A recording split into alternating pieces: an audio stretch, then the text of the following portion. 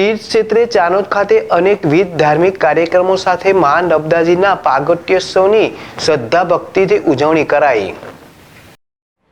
16 February पतित पावनी લોકમાતા અને ગુજરાતની જીવાદોરી નર્મદાજીનો પ્રાગટ્યોત્સવ નર્મદા જયંતિનો પાવન દિન હોય તીર્થ ક્ષેત્ર ચાંદોદ ખાતે નગરના શ્રદ્ધાળુઓ સહિત વિવિધ સમાજ અને મંડળો દ્વારા મલ્હાર વાગડ, ચક્રતીર્થ ઘાટ, કપિલેશ્વર ઘાટ સહિતના નર્મદા કિનારા ઉપર ધાર્મિક કાર્યક્રમો સાથે નર્મદા જયંતિની ઉજવણી કરાઈ। વહેલી સવારે પ્રભાત ફેરી, નર્મદા યાગના આયોજન સાથે બપોરના 12 કલાકે માતાજીના પ્રાગટ્ય સમયે કેક કાપી મહાઆરતીમાં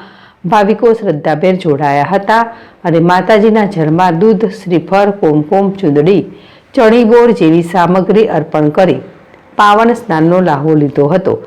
નર્મદા જયંતિને અનુલક્ષીને બપોર બાદ ડીજે ભક્તિના તાલે નગરમાં નર્મદાજીની પાલખી યાત્રા નીકળી માતાજીને લાંબી ચૂંદડી અર્પણ કરવાનું મનોરથ યોજાયો તેમજ સંધ્યા સમયે આરતી અને નાવિક શ્રમજીવી મંડળ દ્વારા આયોજિત કરાયેલી જાહેર મહાપ્રસાદી બાદ રાત્રે જન મહારાજ ખાતે ભજન સંધ્યાનું આયોજન કરાયું છે તેમજ રાત્રિના હજારોની સંખ્યામાં દીપદાન કરી ભાવિકોએ માં નર્મદાજી પ્રત્યે પોતાની કૃતજ્ઞતા વ્યક્ત કરી હતી। લાલભાઈ ભઠિયારા, જેડેશ ટીવી, ડભોઈ। આજે માં નર્મદાનો પ્રાગટ્ય દિવસ અને નર્મદા કાંઠાના વતની તરીકે માં નર્મદાની આરતીનો અને સાથે જ અભિષેક કરવાનો જે પાવન અવસર મળે છે, ખરેખર હું મારી જાતને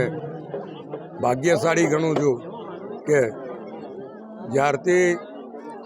દર્ભાવતીનો ધારાસભ્ય થયો છું, ચાંદોદ પણ દર્ભાવતીમાં આવતું હોય, દર વર્ષે માના પ્રાગટ્ય દિને અને ગંગા દશેરા વખતે માને આરતી અને પૂજન અને ચૂંટણી પધરાવવાનો જે